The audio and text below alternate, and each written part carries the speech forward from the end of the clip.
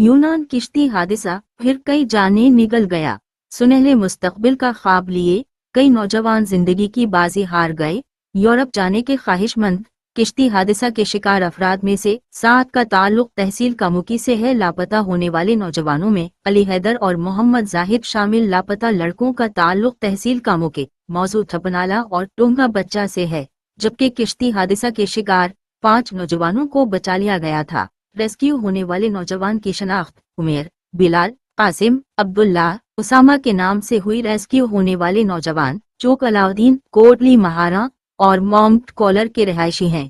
लापता नौजवानों के घरों में सोग का समा है, जबकि FI गुजरानुला में इंसानी स्मगलरों के खिलाफ वालिदैन की मदईत में मुकदमात का इंदिराज भी किया जा रहा है। जबकि वजीर आजम ने पाकिस्तानियों की किश्ती हादसा में हलाक होने पर गहरे दुख और रंज का इजहार किया है। आपको यहाँ बताते चले कि गुज़श्ता 2 दिन पहले लीबिया से यूनान किश्ती के जरिए दाखिल होने की कोशिश के दौरान डंकी लगाने वालों की किश्ती को हादसा पेश आया है, जिसमें बहुत सारे लोग लापता और रेस्क्यू किए गए हैं और मुतअद्दिद अपनी जान की बाजी भी हार गए हैं।